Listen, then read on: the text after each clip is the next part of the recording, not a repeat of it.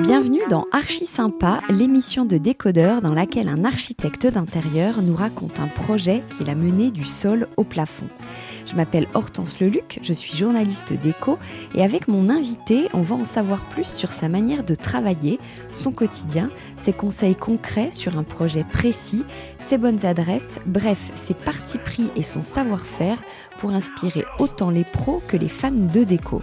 On va parler choix des matériaux, sol, peinture, lumière, couleur, volume, aménagement, moodboard, budget et bien sûr idées déco. Archi Sympa est ma 5e émission. Décodeur est comme une chaîne de radio, disons, et je vous propose différents formats qui alternent toutes les semaines. Le portrait d'une personnalité du monde de la déco ou du design, le club avec une bande de chroniqueuses, stylé dans lequel une personnalité qui n'est pas du monde de la déco nous fait visiter sa maison, Ding Dong, 10 questions à un expert, et il y a aussi tous les épisodes spéciaux consacrés à des événements ou des tendances. Alors si ce podcast vous plaît, n'hésitez pas à vous abonner pour ne pas rater les prochains épisodes. On peut aussi se retrouver sur Instagram pour découvrir tout ça en images, pour partager les épisodes en story ou bien sûr échanger en MP. Allez, c'est parti! Bonjour à tous, je suis avec un duo, cette fois encore avec l'agence Kuentz Legal qui réalise de très beaux projets à Paris et partout en France et même à l'international. Virginie Kuentz et Héloïse Legal ont 2 univers et en 2020, elles ont décidé de s'associer pour accompagner les particuliers mais aussi les professionnels pour des bureaux, des hôtels, des boutiques. Elles vont nous expliquer. Aujourd'hui, on va parler de leur projet Galliera, un appartement de 95 mètres carrés à Paris qui appartenait à une sculptrice italienne et qui est aujourd'hui à sa fille. Donc, est-ce que sa fille a voulu tout changer ou est-ce qu'elle a préféré garder la mémoire ou les œuvres de sa mère? C'est ce qu'on va découvrir tout de suite. Bonjour les filles. Bonjour Hortense. Bonjour Hortense. J'ai vraiment hâte qu'on parle de ce projet et de cette histoire de sculptrice. Et on peut même d'ailleurs commencer par ça parce que qui est votre client et comment il vous a contacté? Et elle plutôt même d'ailleurs. Alors, ils nous ont contactés via Instagram. Nous, c'est vraiment notre force de frappe, ce réseau-là. Elle nous a contactés parce qu'elle a hérité du coup de cet appartement qui était l'appartement de sa maman. Donc, il était vraiment dans son jus. Et elle nous avait donné du coup la mission de restructurer cet appartement d'une manière qui puisse lui convenir à sa vie de couple, aussi au fait qu'elle a des petits-enfants qui viennent de temps en temps la voir, etc. à Paris, à corréler aussi avec leur vie qu'ils ont en parallèle à Bordeaux parce qu'ils travaillent dans le vin. Enfin voilà, il y avait quand même tout un bon cahier des charges et le but étant aussi bien évidemment de retranscrire un peu l'âme de sa maman dans cet appartement. Et donc comme sa maman était sculptrice, elle était aussi auteure de livres de cuisine, le but c'était de retranscrire surtout sa passion pour la sculpture et ses nombreuses sculptures dans cet appartement. Et pour nous, c'était génial parce qu'il y a eu une transmission en fait dans cet appartement, quelque chose de très poétique dans le fait de retranscrire l'âme finalement du prédécesseur et de pouvoir réemprunter le passé dans le présent et avoir en quelque sorte un petit théâtre, un petit musée dans cet appartement. Mais il avait quelque chose de spécial, cet appartement? C'est une âme qu'il avait ou en vrai, il y avait des choses vraiment à garder? C'est une âme, il y avait quand même des beaux volumes. C'est un bel appartement dans le 16e qui est extrêmement bien placé, qui est très lumineux. Mais il y avait quand même, c'est un appartement d'époque. Donc il y avait quand même une restructuration à revoir. Il y avait les cuisines qui étaient à l'entrée, côté de port de service. Enfin voilà, rien n'était vraiment mis en avant, tout était assez sombre. Donc nous, l'enjeu, c'était vraiment de lui redonner de la lumière et refaire aussi un peu entrer l'italien dans cet appartement-là au travers de matériaux, de luminosité et de caractère. Parce que ça reste un premier étage quand même. Donc il était pas très lumineux, il était plutôt lumineux sur la partie avenue. Oui. Mais toute la partie cour était très sombre, très cloisonnée. Et c'est là où il y avait la cuisine. Oui. Donc il y avait un vrai enjeu pour nous au niveau des matières, etc. Et alors, qu'est-ce que vous avez fait justement? Comment on apporte de la lumière quand on est au premier étage? On ouvre. Ah, c'est ça, il faut ouvrir les volumes. On a ouvert. Nous, c'était par exemple côté cour, il y avait 2 petites pièces vraiment cloisonnées, très étriquées. Là, on a ouvert, on en a fait une suite parentale avec la partie salle de bain qui est vraiment ouverte sur la chambre. On a utilisé aussi des matériaux qui étaient très lumineux. Dans le choix des peintures, on a choisi des couleurs relativement claires. On a choisi aussi des matériaux qui reflètent la lumière. On a choisi des bons éclairages aussi pour que la nuit ne soit pas trop sombre, etc. On a choisi de beaux voilages pour garder de l'intimité comme c'était sur cour, mais également pour laisser filtrer la lumière qui était quand même présente dans cette cour intérieure. Et côté boulevard, il y avait quand même suffisamment de lumière. Mais on a fait le même process. Mais c'est pas des choses comme agrandir les fenêtres. On Non. fait pas ça. On n'a pas touché à l'esthétique de Mais est-ce qu'on l'immeuble. a le droit de faire ça, par exemple ? C'est compliqué, parce que du coup, là, on était vraiment sur un bâtiment haussmannien qui donne sur une artère, premier étage. Donc, en termes de respect des réglementations des bâtiments de France, ça me paraît assez complexe. Ouais, non. Et alors, elle, quelle était, vous venez de nous dire un petit peu ce que vous avez fait, mais elle, qu'est-ce qu'elle voulait, la cliente ? Est-ce elle est arrivée avec un brief un peu précis ou pas vraiment ? Elle habite donc Bordeaux, donc elle se projette aussi dans cet appartement pour sa retraite.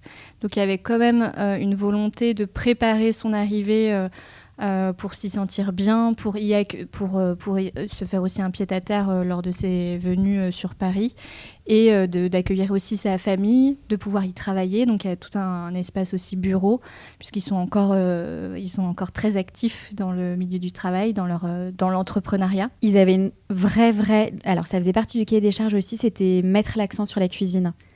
Parce que c'est des fins gourmets, ils adorent cuisiner, ils adorent faire des accords mets et vins, etc. Et du coup, ils nous avaient vraiment dit qu'ils voulaient une cuisine top. Et c'est une cliente aussi qui nous a beaucoup challengé sur toute la partie créative. Italienne, donc elle aime les belles matières, les beaux matériaux, le terrazzo. Elle avait une affinité avec déjà certaines marques de designers. C'est quelqu'un qui avait besoin d'être accompagné aussi justement sur le fait qu'on va lui faire découvrir aussi des nouveaux créateurs, des nouveaux designers, qui était très inspirée et inspirante aussi pour nous, parce que c'était hyper challengeant de l'accompagner. Il a beaucoup de goût. Et alors vous, quand vous êtes rentrée dans l'appartement, comment vous êtes sentie et qu'est-ce que vous avez vu en premier ? Comment vous vous êtes approprié ce projet ? Moi, j'ai trouvé ça très touchant parce que du coup, c'était vraiment empreint de la maman.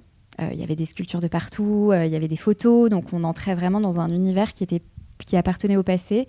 C'était très émouvant de visiter aussi avec la cliente parce que du coup, on sentait qu'elle avait ses souvenirs et qu'il fallait refaire quelque chose de cet appartement pour que justement, il n'y ait plus cette nostalgie, mais quelque chose de nouveau. On est allé visiter aussi l'appartement du dessus, donc on a pu voir aussi ce qu'ils avaient fait. Alors nous, on n'a rien fait similaire à ce qui s'est passé au-dessus, mais c'était très intéressant. Ils ont une manière aussi de restructurer l'appartement qui était hyper chouette. Donc on a fait tout un petit travail comme ça avec la cliente, très sympa, de visite entre guillemets de son appartement, de l'immeuble, du quartier, et c'était chouette. Parce qu'il y avait un enjeu structurel au début. On s'était posé la question quand on rentre dans l'appartement. On avait un gros mur porteur qui fermait justement l'espace, la visibilité et la lumière qui donne sur le séjour. Et donc au départ, on a vraiment voulu se questionner sur le fait d'ouvrir structurellement ce mur pour justement avoir un maximum de regagner de la luminosité. Et donc à l'étage, ce qui était intéressant, c'est toujours intéressant d'aller visiter les appartements du dessus structurellement, déjà parce qu'on est au premier et donc voir ce qui se passe au-dessus, et eux en plus dans ce projet de rénovation avaient complètement ouvert, donc de voir aussi où tombent structurellement les piliers. Pour nous aussi, si on ouvrait, où sont les reprises de charge par exemple, parce que forcément, si on fait une étude, ça va impacter aussi notre projet sur les reprises, puisqu'il faut vraiment s'aligner par rapport aux différents plans. Donc ça, c'était intéressant aussi pour nous de visiter. Dans tous les cas, c'est toujours intéressant. C'est des plans qui sont assez similaires. Donc de voir aussi comment les autres habitants... Mais vous l'avez visité seule ou avec la cliente, justement ? Avec la cliente. Ah ouais. Ouais. Et puis elle, du coup, elle connaissait son voisin, donc nous, c'était vraiment chouette de visiter l'appartement du dessus. Et le voisin aussi avait déplacé sa cuisine, puisque du coup, il me semble que donc, dans ces appartements-là, la cuisine donnait sur la porte de service, donc vraiment de l'autre côté de l'appartement, comme disait Virginie tout à l'heure. Et donc, lui avait déjà déplacé cette cuisine, et donc aussi pour des enjeux d'évacuation, d'arrivée d'eau, c'est intéressant de voir comment ça se passe chez lui pour vérifier aussi les colonnes, ce genre de sujet. et de voir comment il a optimisé l'espace, puisque au final, on n'a pas fait la même proposition d'espace nuit. Et d'ailleurs, c'est un des projets où on a fait énormément de tests parce qu'il y avait vraiment des enjeux d'optimisation. On était vraiment au millimètre, notamment sur l'espace nuit où coexistaient donc une salle de bain, une chambre et une cuisine. Nous, on en a fait donc la suite. En fait, la cliente voulait vraiment un effet suite tout ouvert pour regagner justement, garder ces 2 fenêtres dans sa chambre. Et donc, c'est pour ça qu'on a réinventé cette cloison qui est organique, qui va venir séparer la salle de bain. Mais donc, tout le plan, c'est ça, était assez contraignant. Donc, en fait, on a tout réorienté. On a fait plein de tests de circulation pour avoir la meilleure circulation, la meilleure entrée de lumière, la meilleure optimisation aussi pour créer un dressing. Donc, ils ont une zone dressing qui est assez grande. Ils ont aussi du rangement côté salle de bain. Ils ont une douche, une baignoire, un grand meuble vasque qu'on a fait en terrazzo. Et donc, en fait, ils ont leur espace nuit avec leur dressing aussi en face, une zone coiffeuse. De toute façon, on va repasser pièce par pièce. Mais en gros, l'idée, c'était de dire qu'en fait, vous avez quand même changé tout le plan. Ah oui, complètement. Oui. Et alors, comment vous avez présenté le projet ? Comment vous travaillez vous-même ? Comment vous êtes mis au travail sur ce projet-là ? Nous, donc, avec ce projet, on a fait vraiment le process classique, à savoir qu'on fait une première visite dans les lieux. On peut faire une première visite aussi complètement distancielle. Ça nous arrive notamment pour nos projets à l'étranger ou les projets où les clients sont à distance et je sais pas, c'est l'agent immobilier ou même eux qui nous envoient des vidéos ou des photos. Tout est possible, mais là, en l'occurrence, on avait fait une première visite. Et après, on s'est mis sur l'esquisse. Donc nous, notre partie esquisse, c'est vraiment la partie où là, on va faire... on prend le brief du client. Donc c'est suite à cette première visite, on pose tout un tas de questions, etc. sur les usages, les attentes, etc. Et on rend sous une quinzaine de jours, donc c'est très rapide, on rend 2 propositions de plan, le récapitulatif des attentes qu'on relie ensemble, etc. et un mood board. Et ce qui va être intéressant, c'est que dans les 2 propositions de plan, généralement, on rend une proposition de plan qui est plutôt dans le respect total du budget, qui suit un peu les attentes initiales du client, etc., avec bien évidemment notre touche. Et en version 2 de plan, généralement, on essaye de pousser le truc un peu plus loin, où là, on essaye de surprendre vraiment le client et qu'il se dise « Ok, là, je n'y avais absolument pas pensé, c'était pas du tout dans mon idée première, je comprends pourquoi j'ai pris un archi. » Et le but, bien évidemment, c'est pas de frustrer sur l'une ou l'autre des versions, c'est vraiment qu'on puisse faire un mix des 2 plans et qu'on arrive à une version définitive de plan. Donc finalement, en fait, sous 15 jours, on arrive à faire un débat avec le client et avoir justement le premier plan vraiment qui émerge totalement et le client qui finalement se projette complètement dans l'appartement très rapidement. Et le client, là, qu'est-ce qu'il vous a dit sur ce premier retour ? Vous étiez tout de suite d'accord ? Alors non, je sais qu'il y a eu des allers-retours, notamment sur la partie cuisine. Au niveau des usages, je me souviens que la cliente avait rajouté des éléments par rapport à leurs plaques de cuisson, leurs attentes, etc. En fait, on avait fait une proposition, comme je l'évoquais, sur l'ouverture de ce gros mur porteur. Tu sais, quand tu rentrais, tu bloquais vraiment. Et donc, ça a été ça, les grands enjeux du début. Est-ce qu'on fait un projet, on le dépose complètement ou finalement non. Et donc en fait, au final, ce mur, on l'a gardé comme contrainte, mais on a joué avec les ouvertures existantes. Et donc, s'en est suivi, en effet, beaucoup de réflexions sur si on ouvre, qu'est-ce que ça nous offre ? Tu vois, et donc il y a vraiment aussi les avantages, les inconvénients. Il y avait aussi toute une réflexion de la cliente, comme disait Virginie, qui aime énormément cuisiner. Donc, est-ce qu'elle voulait un îlot central ? On a fait beaucoup de dessins sur des formes organiques, des éléments aussi qui viennent englober les reprises structurelles. Et donc, il y avait beaucoup d'enjeux sur ces dessins-là. Et donc, c'est pour ça, au début, il y a eu beaucoup de plans, de versions pour aboutir à la version telle qu'elle est aujourd'hui, avec en conservant cette contrainte de mur porteur. Ok. Et côté budget ? Eh bien, on était sur un budget où il y avait un certain budget justement pour se permettre de proposer des matériaux qualitatifs avec des références assez spéciales autour de l'artisanat. Tu vois, j'évoquais le zélige, le terrazzo. Mais on était quand même assez contraints. Enfin, on avait une contrainte budgétaire, ça c'est sûr, et un budget à respecter. Donc en fait, c'est pour ça aussi que on accompagne nos clients sur les avantages, les inconvénients de chaque version, ce qu'on peut en tirer. Et avant de commencer le home tour, on va dire, est-ce qu'il y a une difficulté majeure, principale, Pour moi, c'était vraiment la partie mur porteur. évoquée là dans la cuisine? Et évacuation aussi, parce qu'on a replacé les toilettes. Donc il y avait un vrai sujet d'évacuation. Il y a eu un sujet aussi sur un sujet de DPE. Est-ce qu'il y a eu d'autres sujets majeurs? Il y a quand même, en règle générale, les sujets importants étaient techniques. Donc si on va dans la cuisine, qui est magnifique, elle faisait combien de... vous disiez, elle est une petite cuisine, mais vous avez réussi à la transformer en vraie pièce à vivre. Ah oui, c'est complètement donc c'est une cuisine d'un cuisiniste. Donc on a travaillé avec Arthur Bonnet sur cette cuisine. Tout l'enjeu aussi de cette cuisine, c'était, vu qu'elle était intégrée au séjour, c'était de créer des niches aussi dans le dessin pour venir y intégrer des sculptures, parce que c'était aussi beaucoup l'enjeu de ce projet, je pense que tu l'as compris, de réintégrer aussi les sculptures de la maman de notre cliente. Et donc, il a fallu avoir les dimensions. Ensuite, on l'a aidé aussi à positionner certaines œuvres. Et donc, il y avait tout ce jeu de niche avec une finition. Alors, j'ai plus en tête, c'est une finition éguerre. Je sais même pas si on dit éguerre. En bas ? Non, tu sais, où on a travaillé sur le fond de niche avec ce côté très lave cuivré. En fait, c'est un aluminium qui est vraiment martelé. On dirait vraiment de la lave et on l'a mis en sous-bassement et notamment en fond de niche. Donc, on l'a mis à des endroits très stratégiques qui prennent la lumière ou justement qui sont très sombres comme la plinthe sous cuisine. Et en fait, ils prennent énormément la lumière. On le voit un moment sur une photo qu'on a mise sur Insta. C'est très lumineux et surtout, ça joue avec les reflets de la lumière. On dirait vraiment de la lave en fusion. Donc, c'est hyper intéressant et c'est très caractériel. Ça vient ramener de la texture au projet. Et ça fait contraster ça met en contraste les sculptures.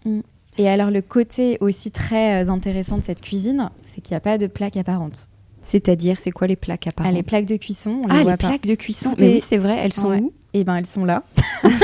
Mais elles sont vraiment intégrées dans la plaque de plan de travail. D'accord. Mais il y a une petite télécommande qui est intégrée au plan de travail. Et en fait, du coup, tout est réglable depuis là. Ça fonctionne exactement comme une plaque. Donc, en fait... tu actionnes, comme disait Virginie, tu as un petit bouton où la télécommande sort. Et donc, c'est exactement le même système que toi, ta plaque où tu montes et tu descends la puissance. Et c'est simplement que ton plan de travail, la chaleur s'active en fait à travers le revêtement directement. Mais c'est ça, mais ça peut pas être dangereux, tu vois, de se dire que tu as allumé ton truc et tu le vois pas. C'est assez bien fait. C'est assez bien fait parce qu'il y a une sécurité où la plaque, comme certaines plaques, tu sais, la plaque refroidit directement. Bien sûr. Et du coup, c'est très bien fait. Et donc ça, c'est un système intégré dans le plan de travail ou c'est la marque du plan de travail qui propose ça? Alors là, c'est Arthur Bonnet qui l'a proposé. D'accord. Puisque du coup, c'est le cuisiniste directement. D'accord, ok. Complètement. Le but aussi, c'était d'intégrer bien évidemment une cave à vin pour nos clients qui travaillent dans le vin. Donc la cave à vin, elle a vraiment une place aussi centrale dans cette cuisine. Elle est visible, mais du coup, elle est vraiment intégrée à hauteur et très bien intégrée dans la cuisine. Et le plan de travail, il est en quoi? Et c'est le même que la crédence aussi? C'est une céramique qui est texturée et qui est conductrice de la chaleur. Donc, qui permet aussi l'intégration de cette hotte, de cette plaque cachée. Ouais, ok. Elle est très élégante, la cuisine. C'est le noyer, et en effet, le fait qu'on l'ait associé à du marbre et le côté très précieux aussi du sous-bassement du sous-bassement de la plinthe effet lave. On est sur un esthétique en effet qui est assez affirmé et qui du coup fait assez italien. C'est fou, hein? Ouais. Et donc vous avez laissé le parquet dans la cuisine? Oui, et donc c'était un choix en effet pour avoir un sentiment de prolongement du séjour et d'avoir un volume séjour cuisine où la cuisine elle est là, elle est présente, mais à la fois elle est communicante dans cet espace. Ouais. Et donc il y avait assez de place pour mettre ça sert de salle à manger ou il y a une autre pièce salle à manger? Non, complètement. Ça sert de salle à manger. Donc là, on a une grande table pour recevoir toute la famille, les petits-enfants autour de la table. Donc c'est une table qui vient de chez Silvera et les chaises également.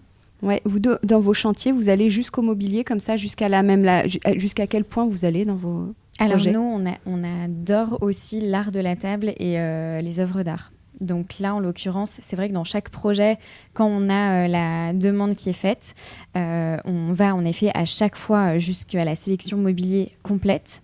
Et on intègre bien évidemment le mobilier déjà existant. Là, on avait un vieux secrétaire du coup, qui datait de la maman, qui était magnifique, qu'on a réintégré dans le salon. Et bien évidemment, on pousse jusqu'à l'art de la table si le client en a besoin et jusqu'à la curation d'œuvres d'art parce qu'on adore ça. Oui, ok. Et si le client en a besoin, mais est-ce que vous refusez des clients si jamais il ne veut pas la complète ? Non, pas du tout. Et généralement, on a 90% de nos clients qui ne sont pas intéressés par les arts de la table et la curation d'œuvres d'art. Ou alors qui ont déjà, tu vois. C'est déjà des clients qui ont une porosité à ça. Et là, en l'occurrence, c'est un projet aussi où le point de départ, il a été très tourné sur les œuvres. Et ça a été aussi, nous, un point de départ créatif au moment de la réflexion de la planche tendance, le choix des matériaux au moment de l'APS. Ça a été justement une source d'inspiration pour nous. Donc, au contraire, quand les clients ont déjà des œuvres ou du mobilier, ce qui peut arriver, on leur demande de les réintégrer dans un tableau de référence avec les photos, les dimensions. Et nous, ça nous permet de les réintégrer aussi dans nos projets, de leur trouver une place, de créer aussi un lien, une cohérence avec l'ensemble. Oui, et d'ailleurs, on peut faire juste une petite parenthèse, j'allais en parler à la fin, mais vous, dans vos manières de travailler, vous êtes vraiment sur tous les fronts. Vous travaillez avec les particuliers, avec les pros, et vous faites aussi bien de l'accompagnement, j'ai même vu du home staging pour aider à la vente d'un appartement, que des rénovations complètes, que des bureaux, des coworking. Vous êtes vraiment alors c'est pas multicasquette, c'est multitâche. Multitâche, ouais, multi-chantier, multi-projet. C'est ce qu'on aime. C'est ce qu'on aime. Et puis on peut le faire aussi parce qu'on s'est donné l'opportunité de justement pouvoir le faire parce qu'on ne fait pas le suivi de chantier. En fait, on ne le fait plus.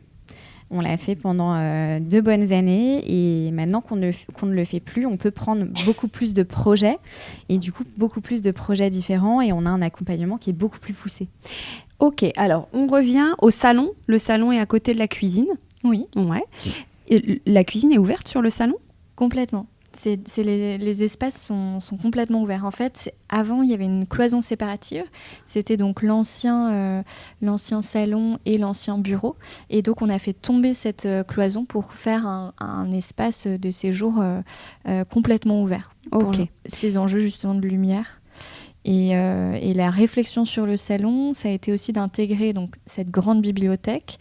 Donc il a fallu qu'on a dessiné et designé cette bibliothèque pour qu'elle s'intègre le plus discrètement, je dirais, qu'elle s'intègre à cet espace-là, qu'elle permette aussi donc, l'intégration des sculptures, avec toujours ce jeu de niche et ce jeu de contraste où on a joué avec des éléments en bois et des éléments donc, avec ce fond blanc, avec la continuité en fait du mur, ce qui permet aussi de révéler et de mettre en valeur les sculptures. C'est toujours du noyer ? C'est toujours du noyer. Et donc en effet, les matériaux viennent comme un leitmotiv dans la pièce se révéler à différents endroits. Il y avait aussi un enjeu d'intégrer une télé et d'une manière très discrète dans cet espace. Ça pourrait être un podcast entier, comment intégrer une télé dans un salon. Souvent, c'est quand même c'est comment l'intégrer le plus discrètement possible, surtout que là, on a une télé qui était assez imposante. Donc, elle a une niche, en fait, dans cette bibliothèque, qui est sur l'un des pans, puisque du coup, c'est une bibliothèque en L. Ouais. Et donc, qui nous permettait d'intégrer d'une manière assez discrète comme un tableau. Cet objet, exactement. Et où, quand on rentre dans la pièce, on ne tombe pas sur la télé. On tombe sur le secrétaire dont parlait Virginie, où on a du coup positionné une œuvre au-dessus. On a du coup le canapé qui nous invite à nous y lever. Ouais, et il y a un très très beau canapé, on a le droit de savoir la marque. Il vient de chez B&B Italia. Ah ouais, il est magnifique. Et là, qu'est-ce qu'on peut dire d'autre ? Est-ce que la cheminée, il y a eu un travail qui a été fait autour de la cheminée ? J'ai même pas l'impression, elle a été conservée. Elle a été conservée telle quelle, c'était une belle cheminée. On a juste repris de la peinture sur le miroir qui est en forme de fronton, qui est magnifique aussi, et qui finalement allait très bien avec le reste. Et on a réussi, du coup, on est parti de cet élément-là pour créer une jolie bibliothèque qui aille bien avec les éléments existants comme la cheminée. Ouais. Pour nous, c'est quand même important dans les appartements haussmanniens de ce style de conserver, comme tu vois, le parquet, les cheminées, les moulures, etc., le maximum aussi d'éléments d'époque. Parce que c'est quand même ce qui fait le charme et le caractère d'un appartement. Et c'est ce qui va raconter, l'histoire aussi. Ouais. Alors, est-ce à ce moment-là qu'on emprunte un superbe couloir ? On peut. Pour aller, qui mène quoi ? Le couloir, il mène aux chambres ? Exactement. Donc le couloir, en fait, on l'a vêtu de ce sol en carreaux de ciment, de chez Maison Baya. Magnifique. On peut décrire, il est quoi ? Il est très graphique. Il est très graphique. On est sur du moutarde, un peu de bleu. Et un noir qui contraste. Et un noir qui contraste. Et du coup, en effet, on est sur quelque chose d'assez contrastant. Et comme le couloir a une forme très organique et très arrondie, ça a cassé ce côté carreau de ciment très rectangulaire, etc. Et finalement, quand on regarde le sol, quand on se met d'un point de vue vraiment, par exemple, de la chambre, on a vraiment l'impression que le sol tourne. Il y a un espèce d'effet d'optique qui est hyper intéressant et qui casse ce côté rectangulaire et qui est très chouette. Là, c'est canon. Et c'est vous qui avez créé ce volume-là d'arrondi ou il existait déjà ? Alors non, en fait, il y a un volume arrondi qui était existant, qui cache derrière donc la cage d'escalier.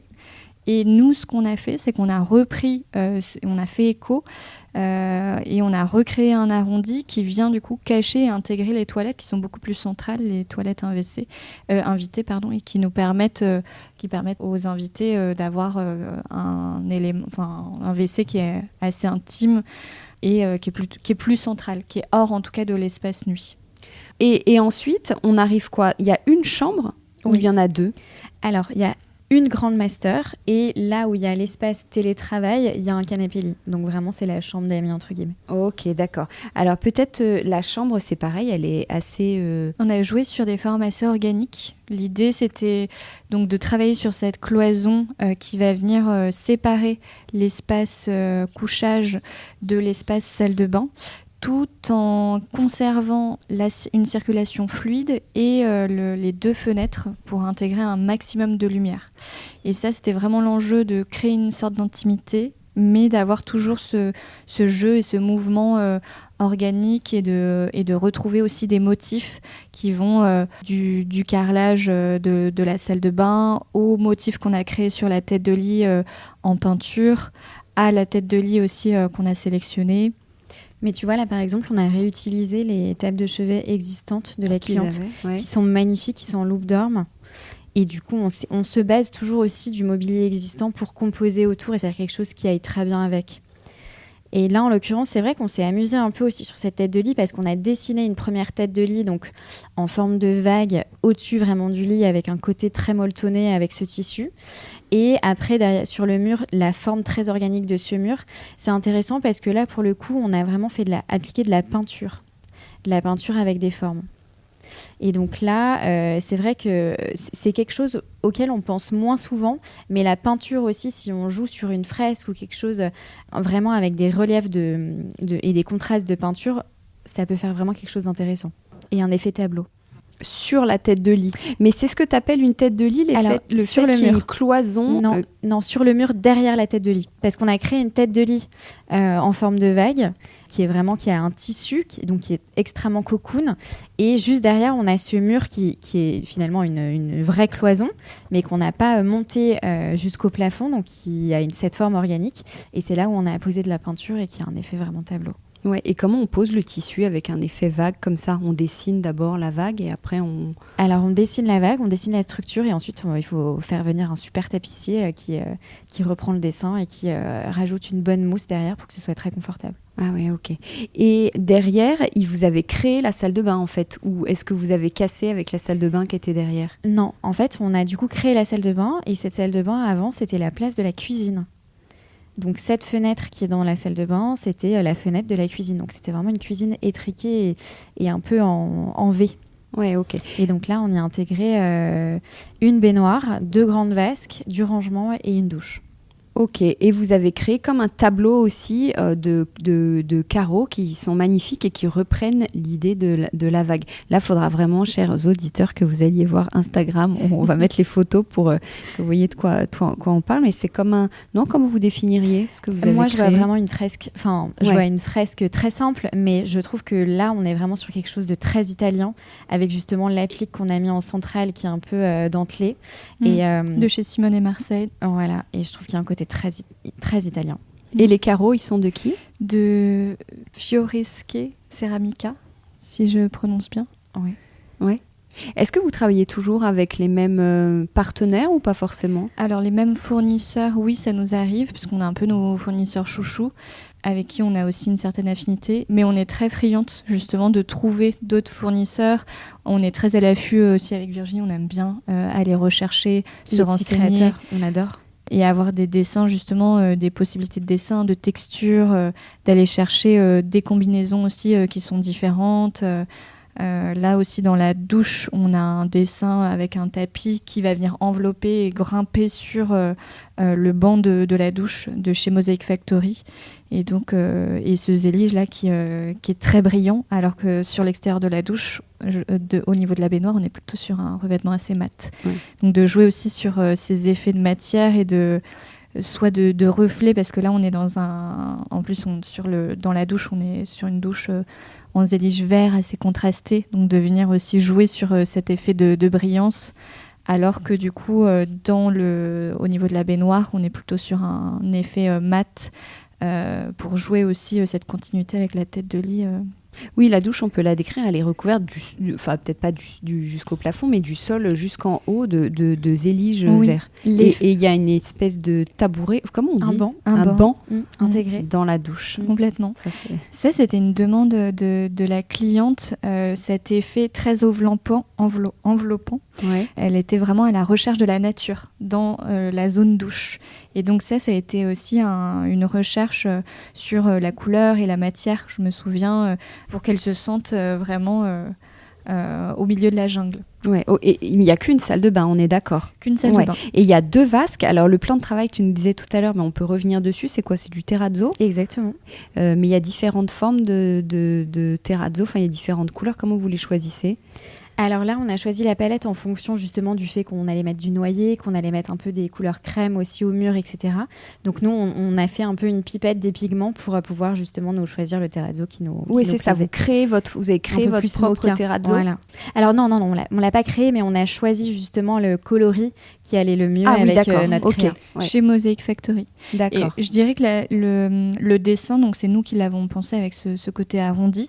Les 2 vasques sont intégrées, donc sont vraiment aussi en terrazzo. Et la difficulté, je trouve, quand on choisit un terrazzo, c'est plutôt l'échelle du motif, des micros en fait pierres à l'intérieur.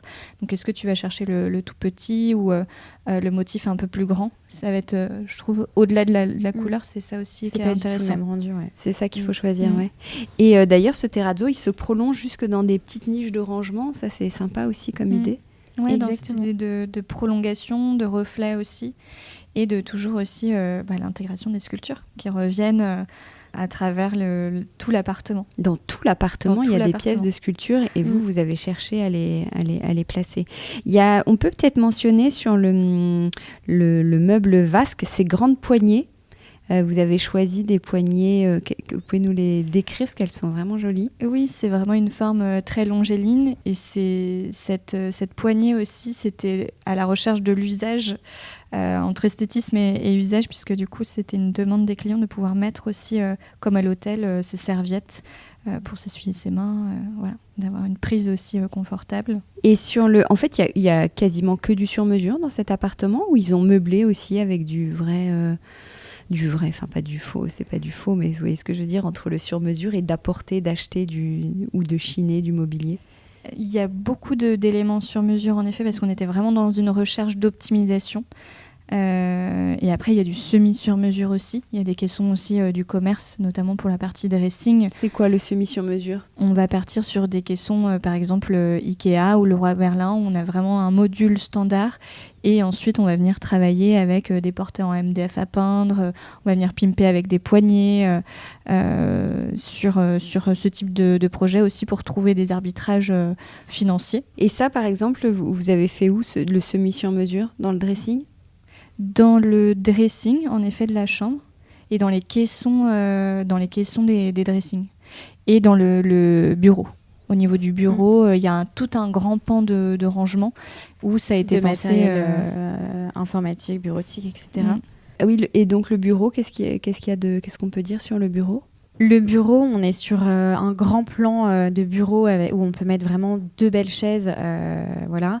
Il y a un canapé lit qui fait face au bureau et il y a surtout un gros rangement pour ranger l'imprimante, les dossiers, etc. Pour qu'ils travaillent dans de bonnes conditions. Et dans la chambre, il y a un petit plan aussi pour poser des choses avec des petites étagères, mais qui est assez indéfinissable et qui est dans l'angle. Et vous avez gardé peut-être les arrondis. Enfin, qu'est-ce que vous avez fait ici ? Alors la cliente, en effet, voulait une coiffeuse. Ah, c'est une coiffeuse. Et du coup, c'est vraiment un espace dédié à la préparation de soi, à la beauté, etc. Et du coup, en effet, on a dessiné sur mesure des étagères qui sont extrêmement organiques, donc qui vraiment suivent le mur, mais à la fois n'ont aucun angle brut. Et du coup, c'est vrai qu'il y a un côté extrêmement poétique de cet endroit. Tu vois, on a mis quelques objets de leur voyage, etc. à cet endroit-là, et ils sont du coup très bien mis en avant dans la chambre. Ouais, donc vous dessinez aussi ? On dessine tout ce qui est sur mesure. Mobilier s'il faut, etc. Ouais, mais vous le faites beaucoup, c'était plutôt ça ma question. Oui. Vous faites beaucoup de dessins ? Oui. Ah, c'est ce qu'on aime. C'est ce qu'on aime et pour pratiquement tous nos clients, on dessine. Ouais, d'accord. C'est inclus en tout cas dans notre prestation. Ok. Et donc c'est une question, comme vous dites, ça permet le sur-mesure comme ça permet vraiment d'optimiser plutôt que de mettre des meubles qui peuvent être plus imposants. Et parfois, ça permet juste aussi de se différencier. On a beaucoup de clients qui veulent aussi quelque chose d'unique. Et au-delà d'un sujet qui est en effet évident pour le mobilier sur mesure, où là on est dans l'optimisation maximale, on a beaucoup de gens qui veulent en effet quelque chose d'unique. C'est vrai que ça personnalise l'espace, le fait de dessiner, d'avoir justement cette patte d'éléments qu'on va venir griffer. Ça, comme disait Virginie, ça crée quelque chose d'unique, donc forcément ça personnalise l'espace. Ça vient aussi créer un espace total où on va venir dessiner donc le volume, mais aussi jusqu'au mouvement de l'étagère, au design, on peut aller jusqu'au design de la poignée, ce genre de choses. Ouais. Et alors, donc là, je crois qu'on a fait le tour de l'appartement, on est d'accord à peu près, on a tout évoqué. Oui. Ouais. Il nous manque les toilettes presque, mais parce que presque les toilettes aussi. Ah non, mais j'adore qu'on parle des toilettes. Alors, qu'est-ce qu'elles ont les toilettes ? Peut-être aussi il y a quelque chose qu'on a oublié aussi, c'est dans le couloir, on a retravaillé un espèce d'endroit qui était vraiment une verrue, c'était un espèce de triangle pas très beau, qui avait 2-3 étagères posées comme ça, que nous, on a retravaillé un peu sous forme, on a un peu cassé l'angle et on a intégré une statue. Et là, c'est une statue qui est posée sur une colonne, et en fait, c'est une statue qui a du coup sculpté la maman de notre cliente, qui est magnifique, c'est une jeune femme, et que du coup, on a mis vraiment dans ce couloir, et du coup, il y a vraiment un effet passage dans un musée un peu où je trouve qu'on est un peu sans voix dans ce petit passage, parce qu'il y a un côté un peu théâtral où on a envie d'être en silence. Ah non, mais il est magnifique ce petit passage. Avec les croquis, ces croquis aussi. Il y a des croquis aussi au mur, enfin, elle était vraiment artistique. Artiste, pardon. Et donc si on prend du recul sur ce chantier, est-ce qu'il y a quelque chose que vous avez fait, que vous pourriez regretter ou que vous feriez différemment ? Sur ce projet ? Non, je crois que vous l'aimez beaucoup, ce projet. Non, ouais, on l'aime beaucoup. L'aime trop. Et c'est vrai pour nous, c'est un de nos projets, je veux dire repère, mais non, c'est un de nos projets phares, quoi. C'est un projet marquant, parce qu'il a beaucoup plu. En fait, il plaît beaucoup parce qu'il y a un caractère qui est quand même assez présent. Les gens ont adoré, tu vois, faire un rapprochement entre la transmission, qui est un héritage, etc. Ouais, c'est une belle carte de visite en fait. Exactement, ouais. C'est le mot que je cherchais. Ah, Fallait me on n'a pas trop parlé de vos équipes. On parlait un petit peu des marques que vous aimez bien, mais les artisans, les entrepreneurs, c'est toujours un peu les mêmes, ou j'imagine pas forcément, puisque vous avez des chantiers un peu aux quatre coins de la France. Oui. Alors, on travaille avec des entreprises partenaires, quand même, justement dans la création, dans notre manière de fonctionner avec la conception. C'était important pour nous de proposer des entreprises, tout corps d'État, qui ont des pilotes de chantier en interne et qui sont structurés de telle manière où ils ont leur atelier de menuiserie, ils sont structurés avec le commercial, le référent pilote de chantier. En termes de communication, c'est fluide pour nos clients. C'est hyper important pour nous d'avoir cette entreprise qui va les accompagner ensuite d'une manière complète et avec les mêmes attentes que nous, en termes de finition, en termes de respect des délais, en termes de respect du budget aussi du client. Et ça, c'est essentiel pour nous. Donc, on a nos entreprises partenaires avec qui on travaille très régulièrement depuis plusieurs années. Et puis ensuite, parfois, on fait rentrer des nouvelles entreprises, mais au gré des rencontres et, je dirais, des opportunités aussi. Parfois, on travaille aussi avec les entreprises de nos clients, mais on est plus à l'aise forcément avec les nôtres. Et on a des partenaires partout en France, maintenant aussi en Suisse. Donc pour nous, c'est aussi important de travailler avec des partenaires de confiance partout où on va. Ouais. Et vous avez une équipe ? Oui. Du coup, on a nos bureaux principaux qui sont à Paris, où là, on a une team qui est gérée par une manager. Du coup, moi, je suis à Lyon, donc je gère l'antenne lyonnaise, où du coup, j'ai une équipe. Et Héloïse gère l'antenne rennaise, où du coup, elle va s'installer avec une équipe aussi. Donc, on a une dizaine de personnes dans la team. Donc, on espère à terme ouvrir encore plein d'antennes, parce que du coup, on adore s'affirmer un peu dans de nouvelles régions. Et vous avez même des projets à l'international, je crois. Donc ça, c'est comment vous les gérez ? Alors ça, du coup, c'est en full distanciel. Donc on a notamment pas mal de projets en Suisse. Ouais. Et là, par exemple, pour te donner un exemple, on a une maison de 4 étages qu'on a fait en full distanciel. On n'y est jamais allé.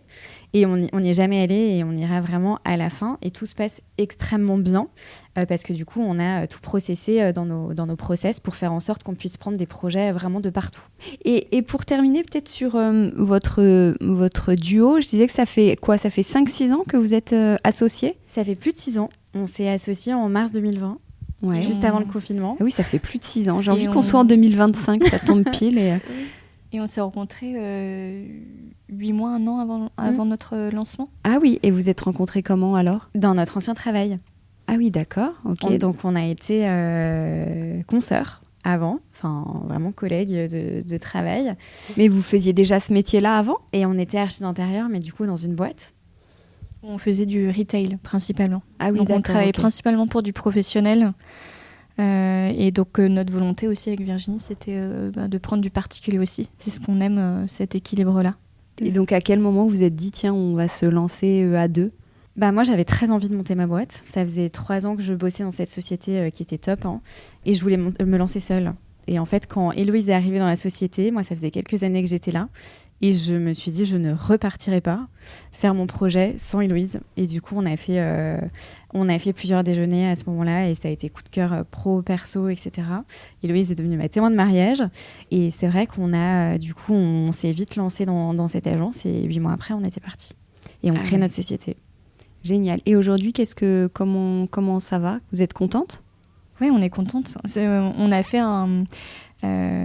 un peu un bilan il n'y a pas si longtemps avec Virginie et on se disait c'est fou humainement ce que l'entrepreneuriat déjà nous apporte en termes de compétences autour aussi de cette expérience. On n'a jamais autant appris sur ces 6 dernières années puisque tu es obligé d'avoir une certaine appétence pour de nombreux sujets liés à l'entrepreneuriat mais aussi notre métier autour de l'architecture d'intérieur il est tellement vaste et il y a tellement de choses autour de l'artisanat techniques, créatives à développer qu'en fait on ne s'ennuie pas. J'imagine bien. Et de bosser à distance même toutes les deux, c'est pas comment vous gérez ça ? Ça c'est moins évident parce qu'on a quand même été habitués à travailler ensemble non-stop à Paris. Donc c'était quand même, parce qu'on a commencé du coup bien évidemment à travailler ensemble à Paris. On est seulement partis chacune dans nos régions il y a seulement 1 an. Non, il y a 2 ans. Et c'est vrai qu'on essaye quand même de se retrouver le plus souvent possible à Lyon, à Rennes ou à Paris surtout, pour se voir un peu parce que c'est trop important, mais surtout pour pallier à ça, on se fait des visios, on s'appelle tous les jours. Ouais, mais vous faites le même travail au quotidien ou il y en a une ou l'autre qui est complémentaire ou qui est plus sur certains sujets ou... On est très complémentaires. On touche quand même à tout. Au niveau des projets, on a des yeux sur tous les projets et il n'y a rien qui sort sans que ce soit validé par nous deux. Mais sinon, on est extrêmement complémentaires dans ce qu'on fait. Eh ben, merci beaucoup de nous avoir partagé tous vos petits secrets et tout l'envers de ce vraiment très très très très beau décor. Vraiment, je vous invite à aller voir, si vous n'avez pas regardé pendant que vous écoutiez l'épisode, d'aller voir. On va poster les photos sur Instagram. Merci beaucoup. Merci beaucoup, Hortense. Au revoir. Décodeur, c'est terminé pour aujourd'hui. Merci beaucoup d'avoir écouté en entier. Si vous avez aimé, n'oubliez surtout pas de vous abonner au podcast pour ne pas rater les prochains épisodes et retrouver tous ceux qui ont déjà été enregistrés. N'hésitez pas non plus à le partager en l'envoyant à vos proches qui pourraient être intéressés ou en story Instagram. D'ailleurs, on peut se retrouver sur le compte Décodeur où je poste très régulièrement. Et si jamais vous avez 15 secondes, n'oubliez pas de laisser 5 étoiles ou un avis. C'est juste sous la liste des épisodes. Non seulement ça me fait très plaisir évidemment, mais dans la jungle des podcasts, plus on a de notes, plus on se fait remarquer, ce qui est très important pour moi. Voilà, merci beaucoup et à très bientôt alors, ici ou ailleurs.